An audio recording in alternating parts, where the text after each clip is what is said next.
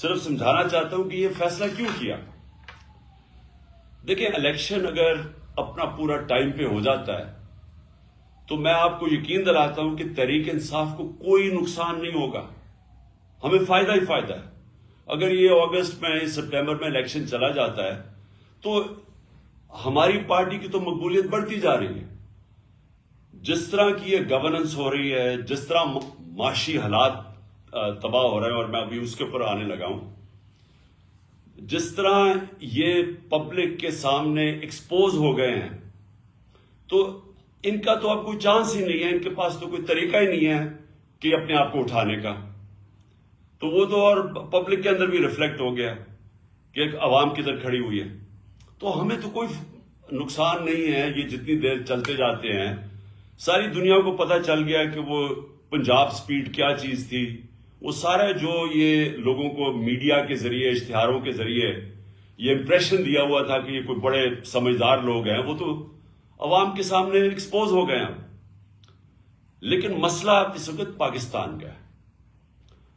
سب سے پہلے مسئلہ ہے کہ پاکستان، جدھر یہ پاکستان کو لے کے جا رہے ہیں، ہر پاکستانی کو فکر ہونی چاہیے جس پاکستانی کا جینا مرنا پاکستان میں ہے، جس نے ملک سے باہر نہیں بھاگ جانا، جس نے بڑے بڑے لندن میں اپارٹمنٹس نہیں لیے ہوئے اور بڑے بڑے گھر نہیں لیے ہوئے یہاں سے منی لانڈرنگ کر کے، جن کے باہر بینک اکاؤنٹس نہیں ہیں، جنہوں نے یہاں سے باہر ریل اسٹیٹ میں پیسہ انویسٹ کیا ہوا ہے باہر کے ملکوں میں. ان کے علاوہ جو پاکستانیوں نے یہاں رہنا اور بننا ہے، ان کے لیے تو یہ وہ حالات کریٹ کر رہے ہیں کہ یہ جب جائیں گے تو خدا نہ خواستہ یہاں تو حالات وہ ہو جائیں گی جو بھی گورنمنٹ آئے گی وہ سنبھال نہیں سکے گی. میں آپ کو صرف اکانومی کے اوپر موٹی موٹی بات کرتا ہوں. پہلی چیز یہ ہے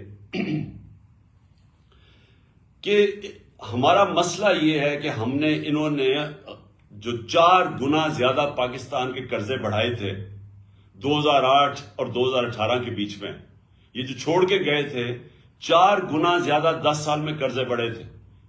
یہ سمجھ جائیں کہ 60 سالوں کے اندر پاکستان کا 6,000 ارب روپے ٹوٹل قرضہ تھا اور 2008 میں، اور 2018 کے اندر وہ پہنچ گیا تھا 30,000 ارب روپیہ، 30 ٹریلین روپیہ.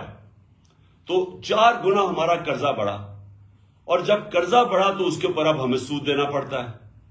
تو پاکستان کا اب حالات یہ ہیں کہ اگر ہماری معیشت بڑھتی نہیں ہے تیزی سے، جس کو اکنامک گروتھ کہتے ہیں، اگر اس ملک کی اکانومی بڑھتی نہیں ہے اور اگر وہ اکانومی سکڑنا شروع ہوتی ہے تو وہ قرضے تو بڑھتے جا رہے ہیں. تو ہم نے قرضہ واپس کیسے کرنا ہے؟ یہ ایسی ہے کہ گھر کے اوپر اگر قرضہ چڑھا ہو، اب وہ گھر کیسے وہ قرضہ واپس کرے گا؟ آمدنی بڑھائے گا. آمدنی بڑھائے گا تو وہ قرضے واپس کرے گا. اگر گھر کی آمدنی گرنی شروع ہو جائے تو قرضے تو وہیں کے وہیں سود لگتا جائے گا، قرضے بڑھتے جائیں گے. پاکستان کا مسئلہ یہ ہے کہ ہمارے اوپر جو قرضے چڑھے ہوئے ہیں، ہم نے قرضے کی قسطیں ادا کرنی ہے، اور اگر ہماری آمدنی نہیں بڑھتی تو وہ قسط میں ہماری کیپیسٹی آمدنی قسط واپس کرنے کے لیے وہ کم ہوتی جائیں گی. تو نمبر 1 مسئلہ اب اس وقت ملک کا کیا آ رہا ہے کہ جو ہم نے اپنے دور میں ریکارڈ ایکسپورٹس بڑھائی تھی، ریکارڈ ریمیٹنسز تھی، آئی ٹی کو ہم تیزی سے اوپر لے کے جا رہے تھے، جو کہ مستقبل ہے. ٹیکنالوجی تو مستقبل ہے نا دنیا کا، سب سے زیادہ پیسہ تو اب ٹیکنالوجی میں آتا ہے، آئی ٹی کے اندر. تو وہ بھی پہلی دفعہ پاکستان میں 75% ہماری وہاں ایکسپورٹس بڑھ گئی تھی. 32 ارب ہماری ریکارڈ ایکسپورٹس تھی، 31 ارب ریکارڈ ہماری ریمیٹنسز تھی، اور ٹیکس کلیکشن ہماری ریکارڈ تھی 6.1 ٹریلین، یعنی 6,100 ارب روپیہ. تو ہر طرح ہم آمدنی بڑھاتے جا رہے تھے، اور اس سے ہم نے اپنی قسطیں دینے کا ہماری کیپیسٹی بڑھتی جا رہی تھی. اور انشاءاللہ اگر ہمیں آگے بھی موقع ملے تو ہم نے کیسے مقابلہ کرنا ہے؟ اپنی آمدنی بڑھا کے. جو 6% گروتھ ریٹ تھی ہماری چوتھے سال، اور 5.7% گروتھ ریٹ تھی تیسرے سال کورونا کے باوجود، یہ 17 سال میں سب سے زیادہ گروتھ ریٹ تھی پاکستان کی. تو جب گروتھ ریٹ بڑھتی ہے تو آپ کے پاس پیسہ ہوتا ہے قرضے واپس کرنے میں. اور جو ہماری یہ بھی یاد رکھ لیں کہ 17 سال میں سب سے زیادہ زراعت کے اندر ہماری گروتھ ہوئی تھی 4.5%. یہ 17 سال کے بعد تھی. تو آمدنی تو ہماری بڑھتی جا رہی تھی. انہوں نے کیا کیا آتے ساتھ؟ انہوں نے آتے ساتھ ہی پہلے تو جیسے انہوں نے آتے ساتھ فیصلے کیے، مارکیٹس کے اندر پینک پھیل گئی. مارکیٹس نے وہ بڑی تیزی سے دیکھتی ہیں کہ ان کے پاس تو کوئی پلان ہی نہیں لے کے آئے، ان کے پاس تو کوئی پلان ہی نہیں ہے کہ پیسے واپس کیسے کرنے ہیں.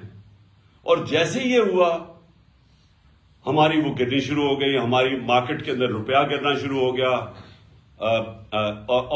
اور مارکیٹس پیچھے ہٹنا شروع ہو گئی. اور یہ میں نے پہلے 1 جون کو انٹرویو دیا تھا اس کو سمیع ابراہیم کو، جس میں نے کہا تھا کہ کیونکہ ان کے پاس اب پلان نہیں ہے، مجھے خطرہ یہ ہے کہ یہ ملک کو ادھر لے کے جا رہے ہیں کہ اگر اکانومی سکڑنی شروع ہو گئی تو ہم اپنے قرضے واپس نہیں کر سکیں گے. اور میں نے تب پریڈکٹ کیا تھا، یہ آپ سے تقریباً آپ سوچ لیں 6 مہینے پہلے، کہ یہ جس طرح جا رہے ہیں یہ ملک کو ڈیفالٹ کی طرف لے کے جا رہے ہیں. اور ڈیفالٹ کا آپ اندازہ نہیں لگا سکتے کہ خدا نہ خواستہ ہم ڈیفالٹ کر جائیں تو ملک ادھر پیچھے چلا جائے گا. اور اگر کسی نے بیل آؤٹ بھی کرنا ہوا تو پاکستان کا جو سیکیورٹی ہے، نیشنل سیکیورٹی، وہ خطرے میں چلی جائے گی. تو بڑا انہوں نے شور مچایا کہ جی دیکھیں عمران خان کو غدار مجھے کہہ دیا، اور اسمبلیوں میں بڑا شور مچایا. تو آج ساری دنیا کہہ رہی ہے کہ ہم ڈیفالٹ کی طرف جا رہے ہیں. انہوں نے 7 مہینے کے اندر ملک سے جو کیا ہے وہ دشمن بھی نہ کرے. سب سے پہلے تو جو کیپیسٹی تھی قرضے واپس کرنے کی، وہ گرنی شروع ہو گئی، ایکسپورٹس گرنی شروع ہو گئی، ریمیٹنسز تھی وہ گرنی شروع ہو گئی. انہوں نے جب ڈالر کو روکا، اس کی جو اصل ویلیو ہے، تو جو ڈفرنس تھا ڈالر میں اور مارکیٹ ریٹ میں، جو آفیشل ریٹ اور مارکیٹ ریٹ میں جتنا وہ بڑا، ریمیٹنسز گرنی شروع ہو گئی. اوورسیز پاکستانیز کا اعتماد اٹھ گیا.